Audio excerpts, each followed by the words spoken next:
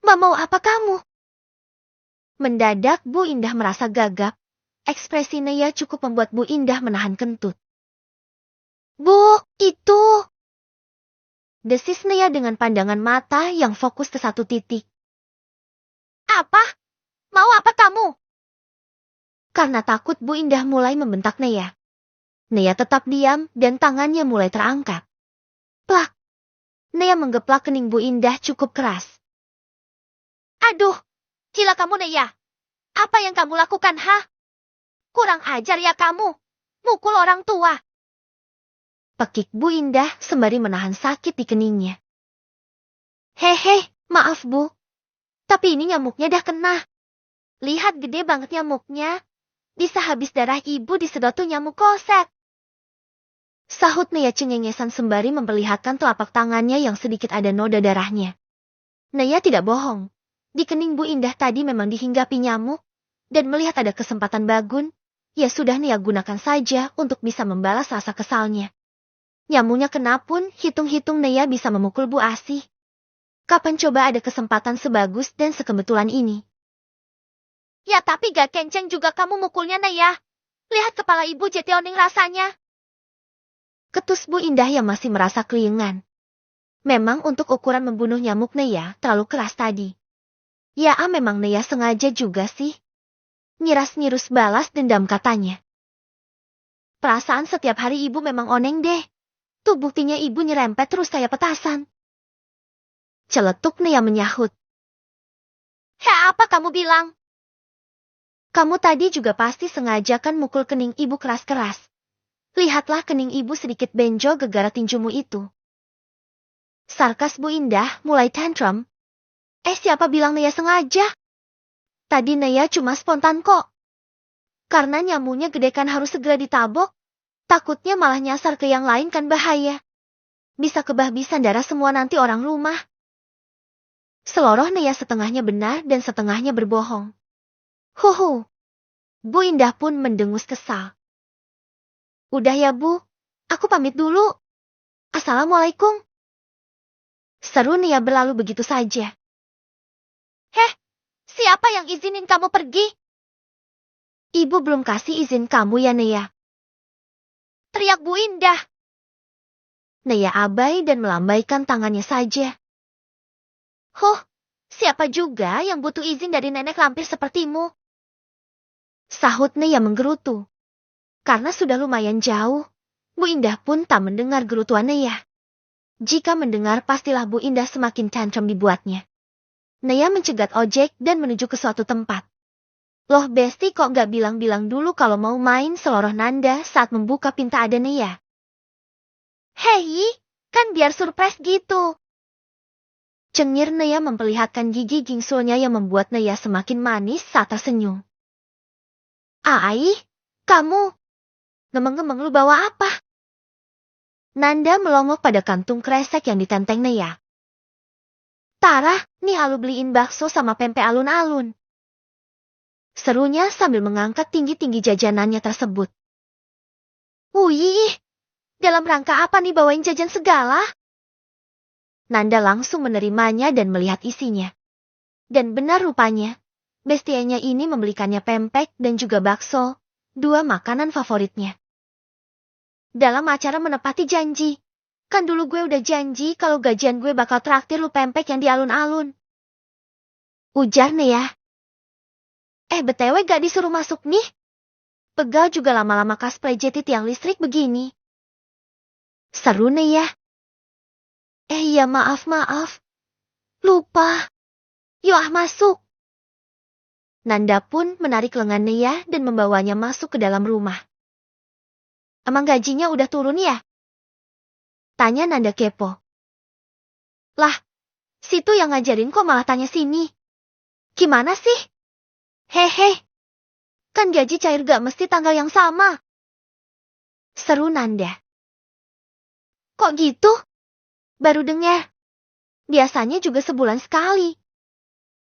Seloroh Naya merasa heran. Ini juga sebulan sekali Naya. Tapi gak netep aja tanggalnya. Paling cepet tuh 18. Kalau molor paling lambat ke 22. Kok gitu? Kerit Naya heran. Nanda mengendikan bahunya. Entah, memang begitu sih selama aku jadi penulis di aplikasi ini. Beda ya sama kantoran. Tapi kamu tenang, Nei. Kalau novelnya laris, gajinya besaran ini tahu daripada kerja di kantoran. Ah, masa iya? Naya nampak tak percaya. Memang selama ini Nanda tidak memberitahu pasti akan gajinya. Karena menurut Nanda pun gaji selalu berubah-ubah. Bisa kadang tinggi dan kadang turun. Nih deh lihat gaji aku. Nanda pun memperlihatkan saldo miliknya. Buset, $900. Wah, berapa duit itu? Banyak bener gaji lu, Endea. Naya melotot matanya melihat gaji Nanda. Ya, namanya juga suhu. Tapi bagi pemula sepertimu sudah sangat bagus loh, Nei. Cuma dalam waktu 2 bulan kamu udah terima gaji. Lah yang lain masih banyak yang belum sampai pecah telur walau udah banyak babnya. Berarti alhamdulillah banget ya, Endea. Ucap Naya penuh syukur. Keduanya lantas menikmati makanan yang dibawa Naya. Kamu habis dari mana saja sih, Naya? Perasaan layap terus. Senta Adi yang lagi-lagi mendapati istrinya pulang sore.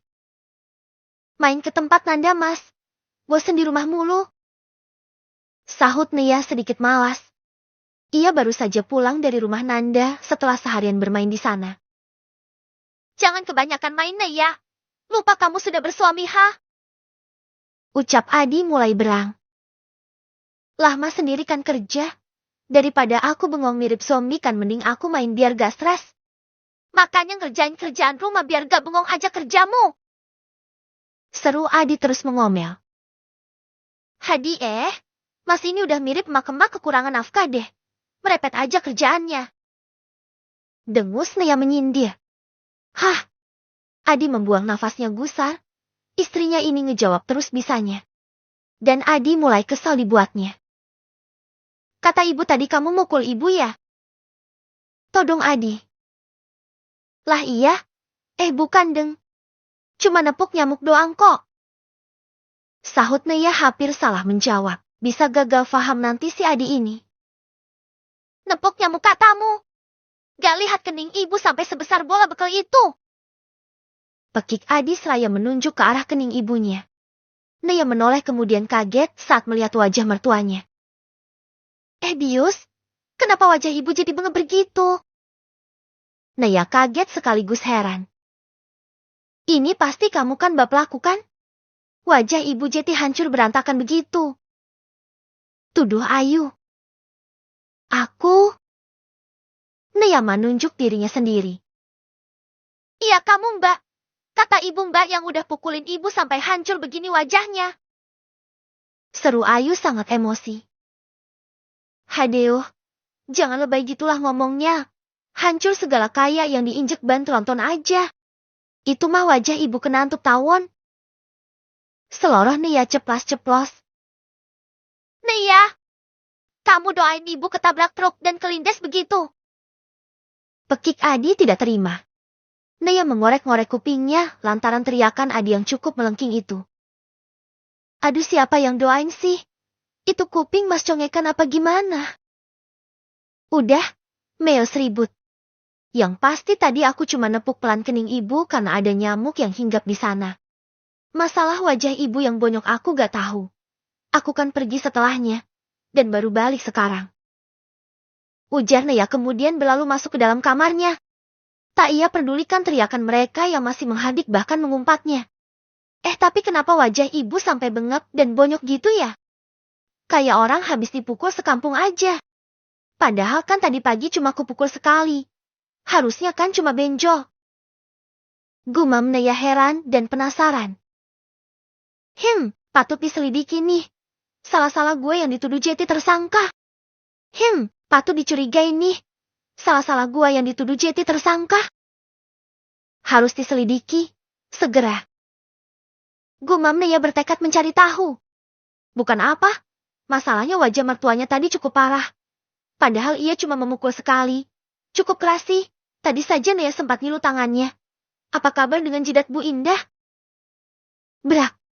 Sesaat kemudian pintu dibuka dengan sangat kasar. Siapa lagi pelakunya kalau bukan Adi? Buaya buntung buntutnya kerdil. Astagfirullah, Mas. Kamu ngagetin aja sih. Seru Nea kaget dan tak sengaja meledek suaminya itu. Tetapi karena Adi saat ini sedang dikuasai amarah, jadilah ia tak menghiraukan cuapan yang mengandung ledekan untuknya itu. Sekarang aku sama Mas. Kamu yang sudah buat wajah ibu begitu. Tanya Adi dengan wajah yang merah padam, menahan amarah yang siap meleduk. Nea menghela nafasnya lelah. Tuh kan apa dia bilang. Ia pasti akan jadi orang tertuduh.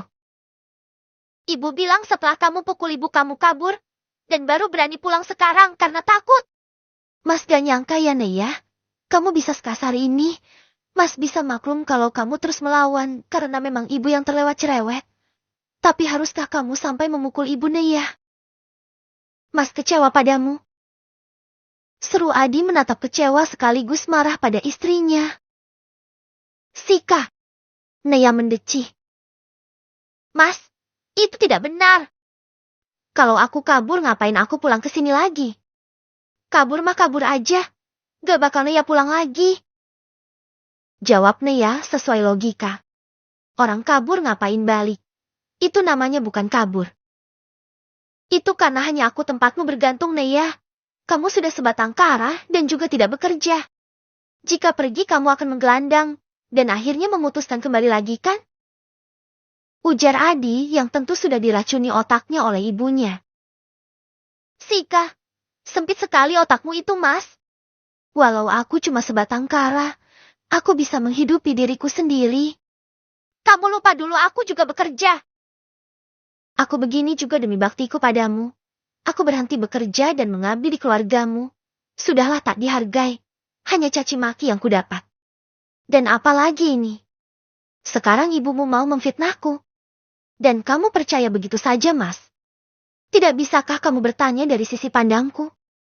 Kenapa? Kenapa tak pernah sekalipun kau percaya padaku?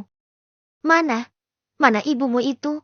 Aku tidak terima ya dia memfitnahku begini. Kalau perlu ayo kita bawa kasus ini ke kantor polisi sekalian. Biarlah polisi yang menyelidiki dan mengungkap siapa yang telah membuatnya babak belur. Nea yang emosi jiwa dan raga pun berjalan keluar dengan langkah yang lebar.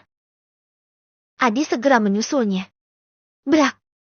Sampai ruang tengah di mana semua orang tengah berkumpul. Nea yang emosi jiwa pun menggebrak meja kecil yang berada di dekat TV.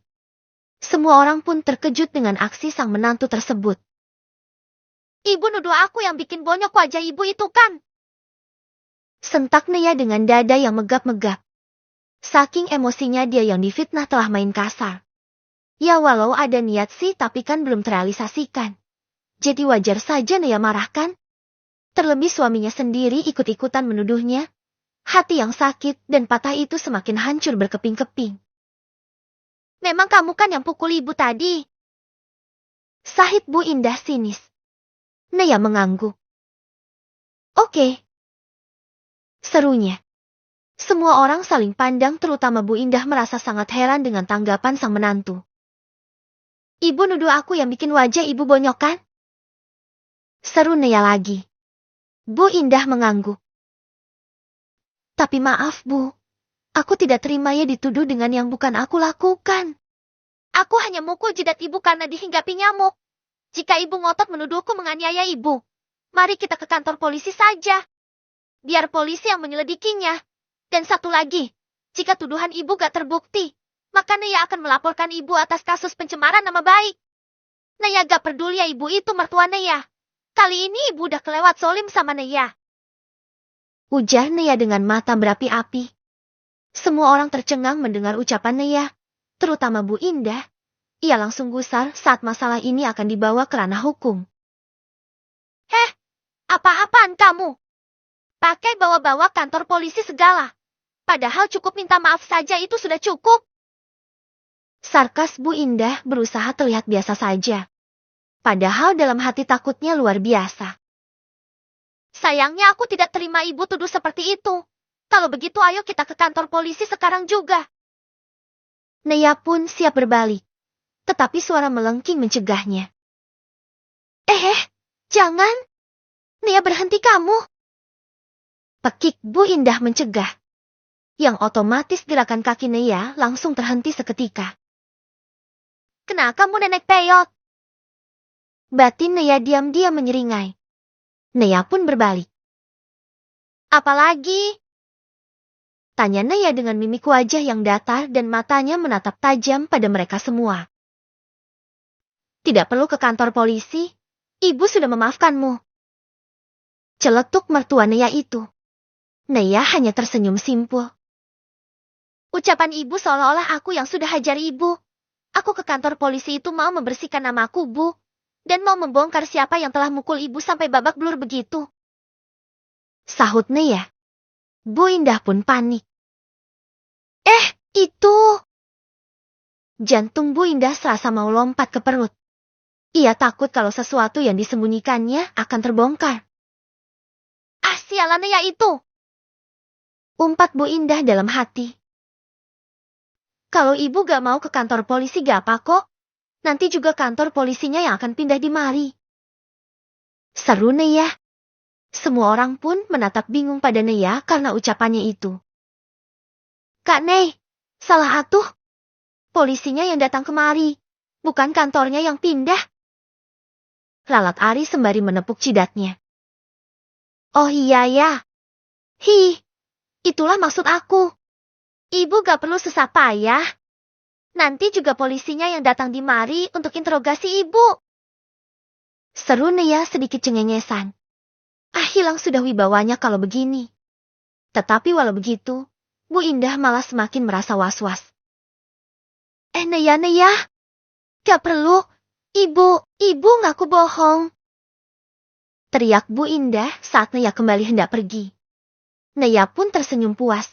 Kemudian ia berbalik dan menghadap Bu Indah dengan yang lain.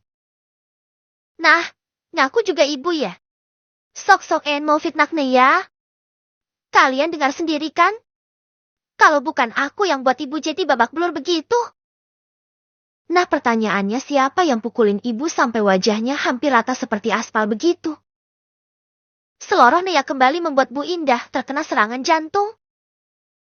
Kini semua mata pun beralih menatap Bu Indah. Sementara Bu Indah terlihat sangat gugup. RG, dasar mantu sial. Umpat Bu Indah dalam hati. Jadi bener Bu bukan Mbak Neya yang pukul? Kini Ayu yang bertanya.